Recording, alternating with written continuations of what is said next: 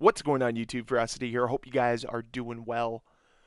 With the Black Ops 6 beta coming to an end, I think it's an important time to analyze the current state of the Call of Duty community, as I think that this game has completely broken the brains of so many within this community. It has pushed people to the extremes and has polarized the community even more than it's ever been polarized in the past. It feels as if you have to belong to two schools of thought. On one side, you have to either hate the game and everything that they do, or on the other side, you have to love the game and not recognize any of its faults. And that's just not a way to exist.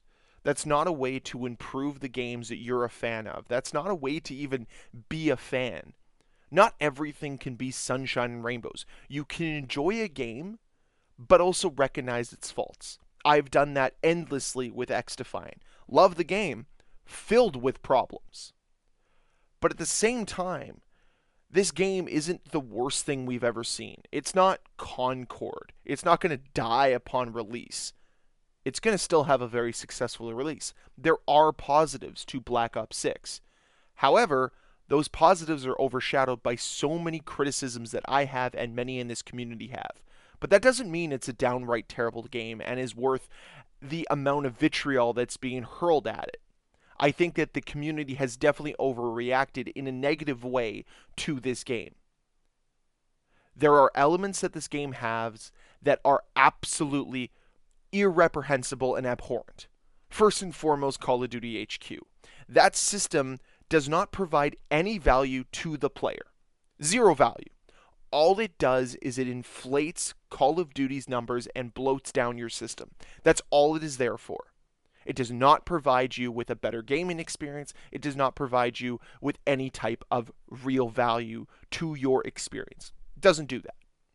Secondly, the packet burst and connection issues that players have is absolutely inexcusable at this point in time. It has been the number one problem that players have had outside of skill-based matchmaking, and there has been no discussion on it. At least Activision decided to put their big boy pants on at some point and talk about skill-based matchmaking. Even if I don't believe every word that they're saying, because they are just as manipulative as their systems are. They want you to believe that it's good for the community, that it's good for the players, when I just still don't see it. But I'm ready to live with it if I want to play Call of Duty. Nonetheless, the packet burst and connection problems that this game has at this stage of a franchise's life cycle is flat out embarrassing. And I pointed that out and people call me a hater. I'm sorry that I expect my games to run at a certain level of consistency. Not to have packet burst when I'm trying to utilize your brand new movement system. Not have packet burst when I'm trying to enter gunfights. Not have packet burst when I'm on a high kill streak. These things are inexcusable and frankly need to be fixed ASAP.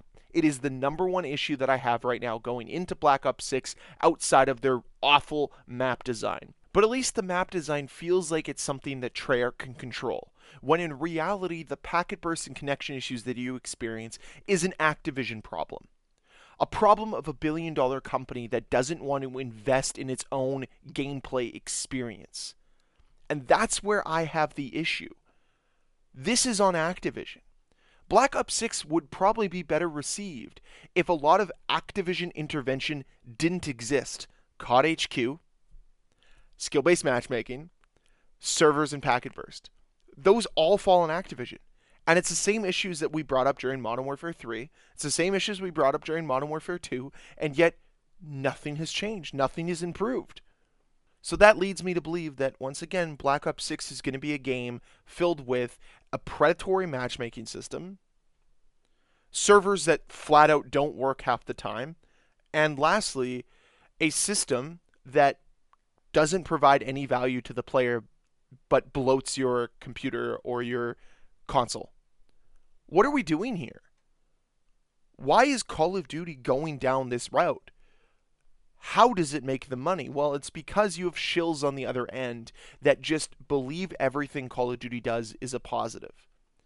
And there are positives here in Black Ops 6. I'm going to make a whole video talking about the positives that this game has because they are there. Like, there are moments when I was playing Black Ops 6 and I'm like, wow, this game actually feels really good. The movement is very responsive at times, it is very smooth at times. But holy hell, is it inconsistent? And a lot of that falls on Activision, and some of that does fall on Treyarch as well. Like, they don't escape criticism here just because Activision has so many faults. No.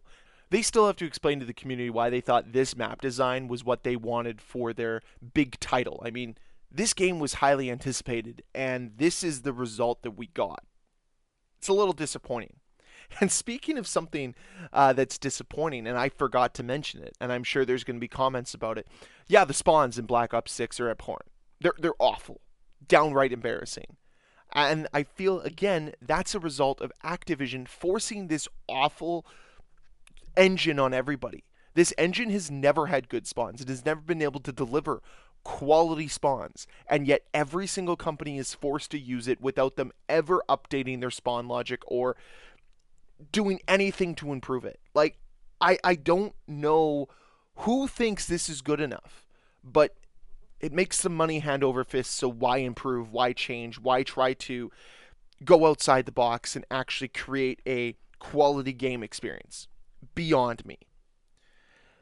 But I do want to finish this video off with a couple of the positives. Like I said, I think the movement decision here in Black Ops 6 was something that was a bit of a risk, but it's paid off mostly. Like I said, when it's at its best, it is extremely smooth, responsive, and plays really well. And I would say the same with the gunfights. Again, when the game is working optimally, the gunfights feel responsive, they feel fun, they feel diverse. But it's all of those faults that the game has that creep into ruining every single positive experience you have. And that's why I'm mostly negative on Black Ops 6. It's because the positives are so often overshadowed by the negatives. And if you so happen to have a good game where everything goes right, you see the true potential here. You see what Black Ops 6 can offer. But it's the same potential that we've seen for Modern Warfare 3 and Modern Warfare 2 and Black Ops Cold War. Potential that gets held back by Activision. And I can't get over that. I just can't. I mean, we have one of the best creative class systems we've had in a long time for Call of Duty. I think that Treyarch has done very good with the attachments. They've done an awesome job with the perks and making the perks a little bit more innovative than they've been in past games. I think we have a lot of good here on that end.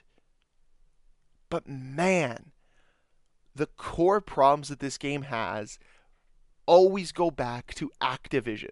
They always go back to the bad servers. They always go back to the bad spawns. They always go back to cheaters. They always go back to the same complaints that this community has had for years.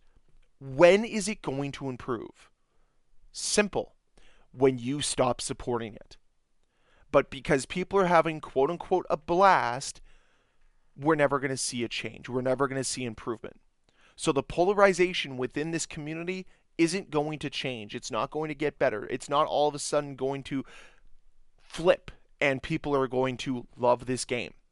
Because the core issues that are Activision focused aren't going away until their pocketbook is hit. Which doesn't look like it's going to happen. So that's my feelings right now as we exit the Black Ops 6 beta. I am going to have a full breakdown on both sides of this beta over the next couple days, talking about everything I like in depth and everything I don't like in depth.